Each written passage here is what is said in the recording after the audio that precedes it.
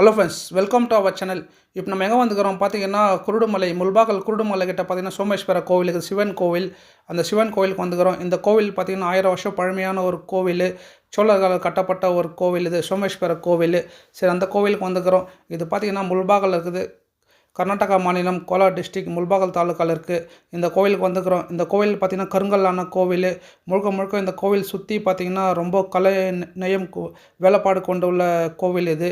இங்கே என்ட்ரன்ஸில் பார்த்தீங்கன்னா விநாயகர் இருக்குது. இந்த விநாயகர் வந்து நம்ம சாவி அது மாதிரி வச்சு தட்டினோம்னா 3 விதமான சவுண்ட் வருதுங்களாம். இந்த விநாயகர் வந்து தட்டி பார்த்தா 3 விதமான சவுண்ட் வருதுங்களாம். சரி, நாங்கள் தட்டி பார்க்கல. சரி, வீடியோ எடுத்துகிட்டு வந்துட்டு இருக்கோம். இந்த கோவில் சுற்றி முழுக்க முழுக்க பார்த்திங்கன்னா நிறைய கலை நயம் கொண்ட வேலைப்பாடு கொண்ட கோவில் இது. 1000 வருஷம் சோழர்களால் கட்டப்பட்ட ஒரு கோவில் இது. இந்த கோவில் சுற்றி பார்த்திங்கன்னா கல்வெட்டுங்கள்லாம் தமிழ்லேயே இருக்கும். வந்து பார்க்க வேண்டிய கோவில். பாருங்கள், சில கல்வெட்டுங்கள்லாம் எப்படி இருக்குது, சிலைங்கள்லாம் ரொம்ப அழகாக சத்துரூபமாக செதுக்கியிருக்கிறாங்க. சரி, அந்த கோவிலுக்கு வந்திருந்தோம். இந்த கோவில் வந்து பார்க்கணுன்னு நீங்கள் வரணும்னு நினச்சிங்கன்னா முல்பாக்கல் தாலுக்கா வந்துட்டு குருடுமலை ஆப்போசிட்டில் இருக்கக்கூடிய இது சிவன் கோவில், சோமேஸ்வர கோவில். இந்த கோவிலில் பார்த்திங்கன்னா முழுக்க முழுக்க தமிழில் இருக்க கல்வெட்டு, சோழர்களால் கட்டப்பட்ட கோவில். சோழர்கள் அதிகமான கோவில் கோலார் டிஸ்ட்ரிக்டில் கட்டியிருக்கிறாங்க. அதில் இந்த கோவிலில் ஒன்று. இந்த கோவிலில் பார்த்திங்கன்னா ரொம்ப அதிகமான கலை நயம் கொண்ட வேலைப்பாடு இருக்குது. இந்த கோயில் ரசித்து இந்த கலை நயமான ஃபோட்டோ எடுக்கிறவங்க பார்த்து ரசிகருங்கெல்லாம் வந்து பார்க்கலாம். பார்த்தா உங்களுக்கு தெரியும், கருங்கல்லான கட்டப்பட்ட ஒரு கோவில் இது. 2000 இல்லை 1000 வருஷத்துக்கு மேலான பழமையான ஒரு கோவில் இது. சரி, இந்த பழமையான கோவில் வந்து பார்க்கலான்னு வந்திருந்தோம். இந்த கோவில் பார்த்திங்கன்னா ரொம்ப ஒரு விசேஷமான கோவில். இந்த கோவில் முழுக்க முழுக்க பார்த்திங்கன்னா சோழர்கள் கட்டப்பட்ட ஒரு கோவில். இது பின்னாடி ஒரு கோவில் இருக்குது, அது பழஞ்ச மாதிரி விட்டுக்கிறாங்க. இந்த கோவிலுடைய வேலைப்பாடு, இந்த கோவிலுடைய வரலாறு வந்து ஐயர் சொல்லுவார். வாங்க ஐயர்கிட்ட போய் கேட்கலாம். நம்மளால் முடிஞ்ச ஒரு சின்ன ஒரு வீடியோ எடுத்துருக்கிறோம். வாங்க ஐயர் என்ன சொல்கிற போய் பார்க்கலாம்.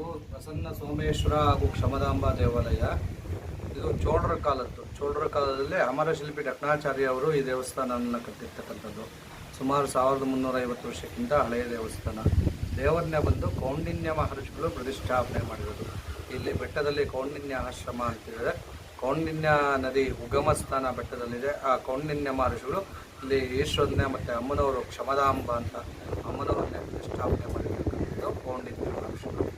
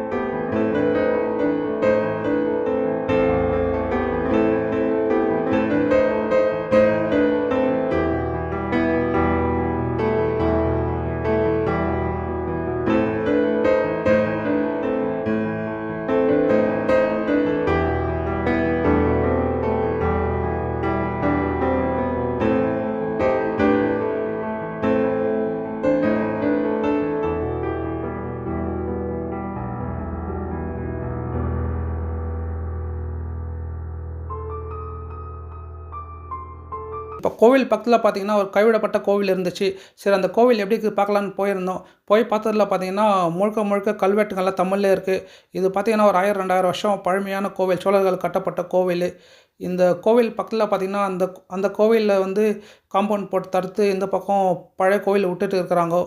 அந்த காம்பவுண்ட் தெரிது பார்த்தீங்கன்னா அது பக்கம் அந்த கோவில் இப்போ நத்தின்னு இருக்கிற கோவில்.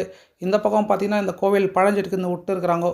இந்த கோவிலில் வந்து பழைய லிங்காலாம் இருக்குது, சிவலிங்கம். அந்த சிவலிங்கம்லாம் எடுத்துன்னு போயிட்டு புதுசா கட்டுற கோவிலெல்லாம் வச்சு கும்பாபிஷேகம் பண்ணி நடத்தலாம். இது கவர்மெண்ட் கோவிலு. சோழர்கள் கட்டப்பட்ட ஒரு பழமையான லிங்கம். 1000 வருஷம் லிங்கம் இருக்குது. இந்த 1000 வருஷம் லிங்கத்தை எடுத்துன்னு போயிட்டு புதுசா கட்டுற கோவில கும்பாபிஷேகம் பண்ணி நடத்தலாம். கவர்மெண்ட் கிட்ட கேட்டு இந்த லிங்கத்தை எடுத்துன்னு போய் வச்சு யாருனா பூஜை பண்ணலாம். இங்கே பார்த்தீங்கன்னா பூஜை பண்ணுறதுக்கு ஆள் இல்லாத அப்படியே விட்டுட்டு இருக்கிறாங்கோ. சரி லிங்கத்தை எடுத்துன்னு போயிட்டு கோவிலில் புது கோவில் வச்சு கட்டலாம். நம்மளால் முடிஞ்ச ஒரு சின்ன வீடியோ வாங்க போய் பார்க்கலாம்.